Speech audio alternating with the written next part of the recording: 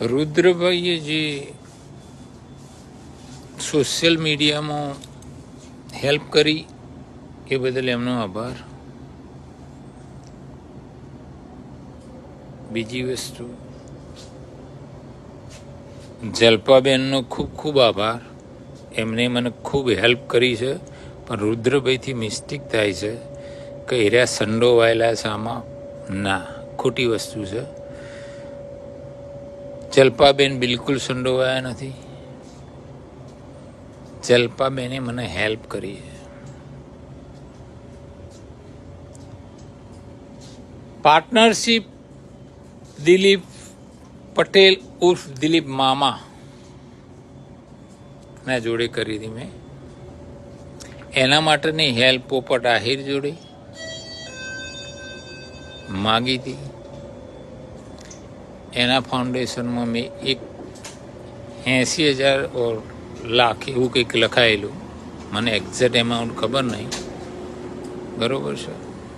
અને મારે જ્યારે હેલ્પની જરૂર પડી તો એમને મને એવું કીધેલું કે સોરી, હું તમારી હેલ્પ નહીં કરી શકું, કારણ કે એ બે મિત્રો છે. મારા પૈસા આપ્યા તરત જ એક જ વીકની અંદર એને ફોર્ચ્યુનર ગાડી છોડાવી હતી. મામાએ ગિફ્ટ આપી હતી એમને બાણાના. પોઈન્ટ બહુ નોંધ્યા જેવું સારું. બીજી વસ્તુ, બાપુનું જે ફાઉન્ડેશન છે એમાં બાપુએ સોશિયલ મીડિયા ઉપર હેલ્પ માગી હતી. 100 રૂપિયા, 500 રૂપિયા, 1000 રૂપિયા ફાઉન્ડેશન માટે. મેં 10,000 રૂપિયા એમને લખાયા હતા એ વખતે, બરાબર છે. પછી મારે જે આ રીતે આ કેસમાં જરૂર પડી એટલે મેં બાપુને ફોન કર્યો તો બાપુએ એવું મને કીધેલું કે મને પૂછીને આપ્યા હતા તમે.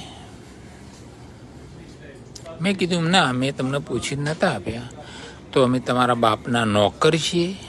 આવા ઉગ્ર શબ્દથી મારા જોડે વાત કરેલી એમને.